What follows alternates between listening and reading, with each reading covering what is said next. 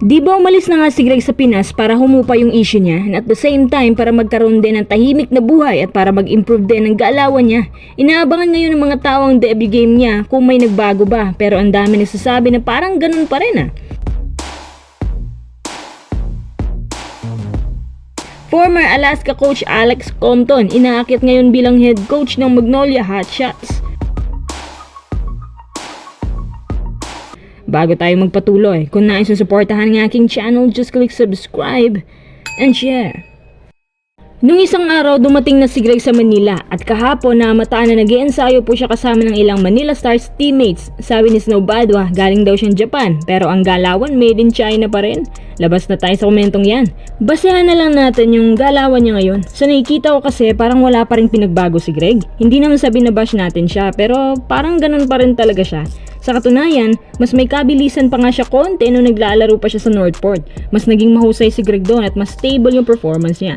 Makikita mo sa kanya na nag-enjoy siya sa kanyang young team at natutulungan niya ito. Kaso, siguro nga dahil nagkakaedad na rin, mas nagiging slow-mo pa ang kilos niya. Si Greg ay naging one-time best player of the conference at may all-star selection din. Meaning, hindi talaga siya mahina actually. May kabagalan lang. Pero dahil nga mabagal si Greg, dun siya tinitira ng mga tao. Pero ang totoo niyan, kung pagbabasehan ng stats, malaki po ang naitulong ni Greg sa Hinebra at sa lahat ng teams na napapasukan niya. Yung tungkol naman sa B-League performance niya, wag na lang muna natin pag-usapan. Ngayon na nasa MPBL siya, mataas ang expectation ng mga tao sa kanya kasi nga matagal siya sa Hinebra, tapos PBA player, tapos galing pa ng B-League. Kaya lahat ng galaw niya inaabangan ng mga tao. Kahit yung debut game niya inaabangan ko rin para makita talaga ng lahat ng tao kung ano ang kaibahan ng isang veteranong bigman sa PBA kumpara sa ibang bigman sa MPBL, or kung may pagbabago ba, or kung ganun pa rin.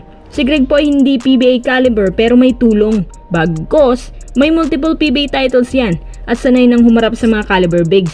Para sa akin, hindi magsisisi ang Manila Stars na kinuha nila si Greg, pero wag lang mag-expect ng sobrang laki. Lahat gagawin ng ibang bigman dyan para mapatumba si Greg at asahan natin na pipisikalin si Greg ng mas mabigat.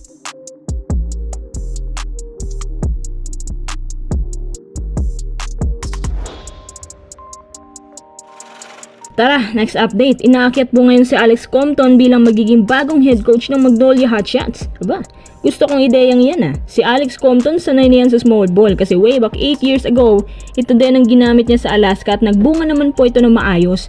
Pagpasok niya, matik nakapag-finals appearance agad ang Alaska ng 2 beses. So siguro iniisip ng Magnolia na baka magiging effective sa kanila ang system na gagamitin ni Compton. At yung system na yan ay puro pang depensa. Kasi yan ang panlaban ni former coach Compton. Yung motto niya, unahin natin depensa. Susunod lang yung opensa. Higit sa lahat yung rebounds para maraming attempts.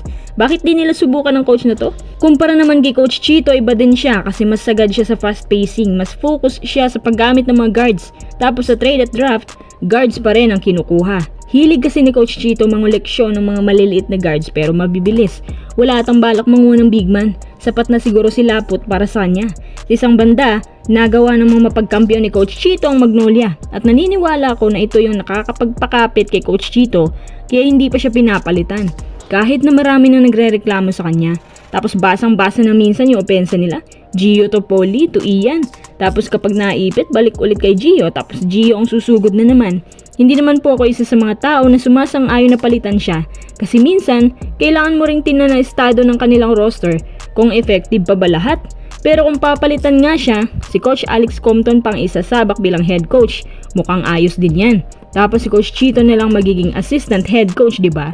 Wag yang si Jason Webb. Sangayon ba kayo na ilagay si former Alex Compton bilang head coach ng Magnolia Hotshots?